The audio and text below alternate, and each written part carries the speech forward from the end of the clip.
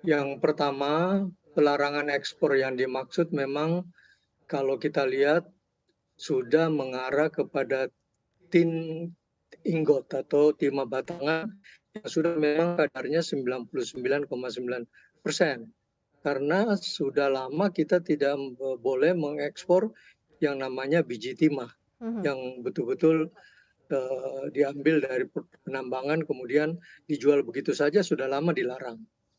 Nah, masalahnya kalau interpretasi bahwa yang akan dilarang itu timah batangan, maka tentunya keinginan dari Bapak Presiden ingin supaya industri lebih ke hilir, yaitu misalnya ke tin solder, ke Mmm. tin plate, ke tin chemical, itu diinginkan lebih berkembang ke sana. Nah, namun demikian kalau kita perhatikan, benar yang dikatakan Pak Jabin bahwa yang terserap baru 5% dari tin ingot untuk industri-industri hilir yang sudah ada di Indonesia.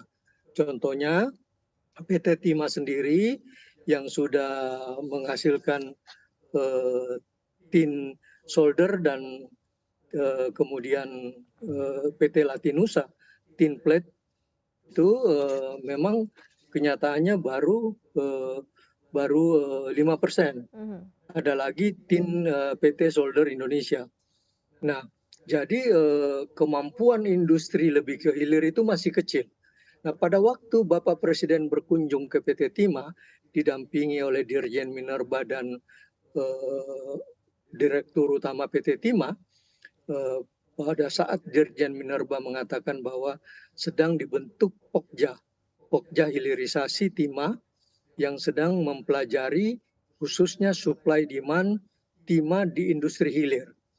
Sepertinya Bapak Presiden mengerti akan hal tersebut dan menunggu hasil kerja dari tim Pokja ini.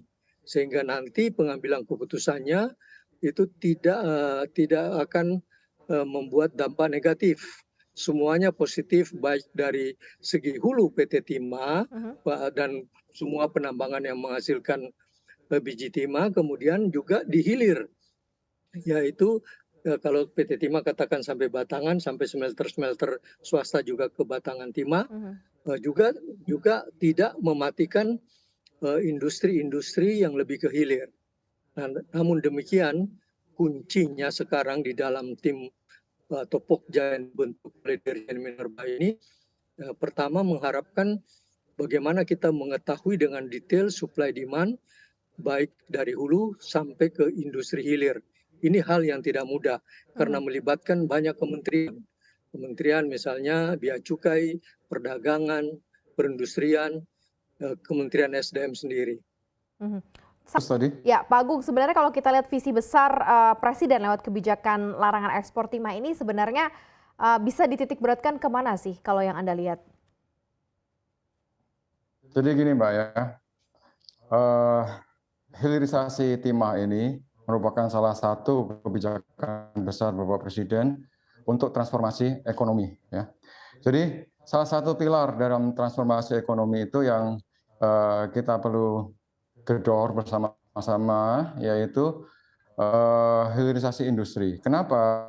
Karena dengan hilirisasi ini bisa menyerap banyak sekali investasi dan juga lapangan kerja yang diharapkan oleh masyarakat. Mhm. Nah, visi besarnya untuk Timah ini, ya, kita ingin agar Timah ini, mana Indonesia adalah produsen terbesar kedua di dunia, kita tidak hanya sebagai produsen yang selama ini tidak bisa mengendalikan harga. Kita Mhm. ingin agar kita sebagai dua besar produsen timah, kita bisa mengendalikan harga di pasar internasional. Ya.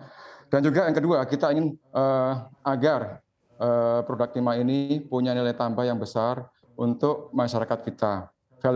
Added value-nya menjadi bagian dari cash flow di tanah air kita, tidak terbang ke luar negeri. Ini yang Mhm. diharapkan oleh Bapak Presiden, ya.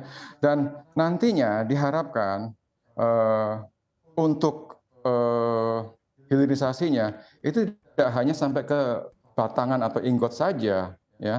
Tapi seperti halnya di RRC, di mana RRC sudah bisa memproduksi lebih dari 50% dari produksi timah mentahnya untuk menjadi produk-produk turunan. Ya. Indonesia juga ingin mengikuti langkah-langkah yang diambil oleh negara-negara yang sudah melakukan hilirisasi. Supaya apa? Nilai tambahnya itu ada di dalam negeri kita, bukan di luar. Percuma saja kita kirim barang, ya, barang bahan baku di luar dibuat menjadi satu produk tertentu, ya, bisa jadi untuk produk elektronika, kemudian untuk komponen di baterai, mobil listrik dan sebagainya, dan selanjutnya barang-barang itu diimpor ke Indonesia, ya kan? Coba Anda bisa bayangkan bagaimana kalau itu kita produksi di dalam negeri. Tentunya nilai tambah dan serapan tenaga kerja serta ya nanti untuk negara tentunya ini akan mendorong penerimaan negara dari sektor perpajakan maupun pendapatan-pendapatan retribusi di daerah, kalau itu nanti di daerah segala macam. Nah, ini akan mendorong multiplier ekonomi yang sangat besar sekali. Inilah yang disebut oleh Bapak Presiden, ini salah satu langkah keseriusan beliau dalam mendorong transformasi ekonomi. Dan kita berharap agar ini bisa menjadi legasi beliau, legasi Presiden dalam transformasi ekonomi.